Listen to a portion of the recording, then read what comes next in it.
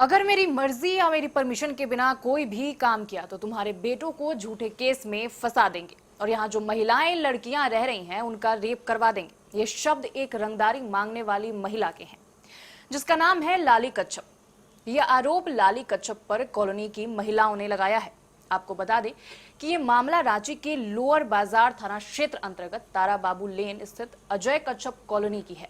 वहां रहने वाले 35 आवासीय परिवार लाली कच्छप से त्रस्त हैं। ताजा मामला सरस्वती गर्ल्स हॉस्टल की है, जहां हॉस्टल की करीब 180 लड़कियां लाली कच्छप की दबंगई की शिकार हो गई हैं और हॉस्टल में बंधक बनी हुई हैं, क्योंकि हॉस्टल को बाहर से वेल्डिंग करके ताला जड़ दिया गया है। साथ ही मेस में भी ताला लगा दिया गया है और हॉस्टल के जो संचालक है वो बेबस है। उनका कहना है कि पुलिस प्रशासन मूक दर्शक बनी हुई है। ऐसा लगता है जैसे प्रशासन भी इन्हीं लोगों के साथ मिली हुई है। वहीं स्थानीय लोगों का कहना है कि लाली कच्छप के फरमान नहीं मानने का नतीजा मारपीट और रेप जैसे मामलों को गले लगाना होगा। आप खुद ही सुन लीजिए वहां मौजूद हॉस्टल के संचालक और स्थानीय लोगों का क्या कहना है। मामला तो है कि वही जमीन ये हमने 2008 में खरीदा था। तब से हम यहाँ पर हॉस्टल का चला रहे हैं।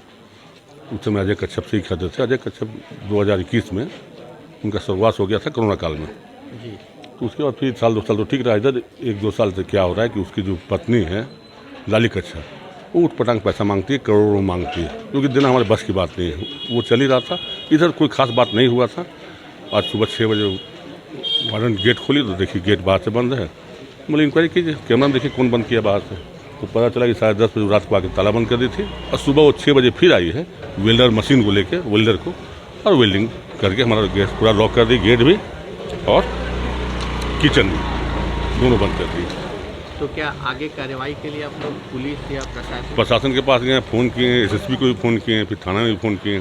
तो थाना से आए, देखे, मजिस्ट्रेट डिप्यूट किए कि क्या CO साहब भी आए। तो CO साहब तो उनसे बात भी करने गए लाली कच्छप से।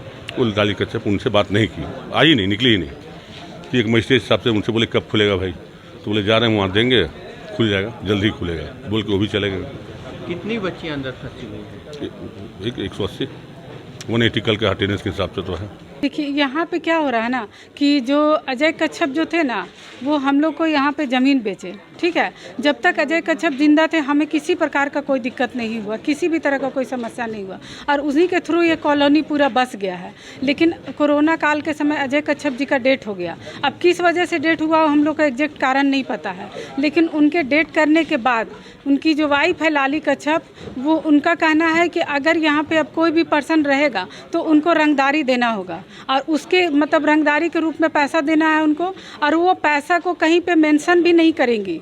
उनका कहना है कि आप सिर्फ आइए, मेरे गार्ड को पैसा दीजिए और आप चले जाइए, वार्डन को पैसा दीजिए और आप चले जाइए, और नहीं तो आपके घर में, मेरे घर में घुस के, और मेरे हस्बैंड नहीं थे उस वक्त घर में, और हम लोग को मारा पीटा गया। पता नहीं कहाँ से इतना गुंडा लेडीज़ जेंट्स सब लेकर आती है और रिवाल्वरधारी बॉडीगार्ड लेके आती है। अभी आचार संहिता लगा हुआ है ना। अब मेरे घर में 21 तारीख का कांड है, जबकि 15 तारीख को आचार संहिता लग गया, लेकिन उसके बावजूद रिवाल्वरधारी लोग आते हैं मेरे घर में गार्ड के रूप में और हमें धमकाते हैं और बोलते हैं कि अगर आप लोग को कोई भी सामान अगर आप लेके जाना है यहाँ से, जैसे मेरे घर में कुछ पेंट वगैरह का सामान आया था दुकान से, सामान खाली होके, तो उनका कहना है कि अगर कुछ भी सामान लेके जाना है तो आपको लाली कच्छप से पहले परमिशन लेना होगा। परेशानी है कि 2011 में हम इनके पति से ज़मीन लिए थे। उस समय एग्रीमेंट के तहत हम 16 लाख रुपया उनको दे चुके हैं।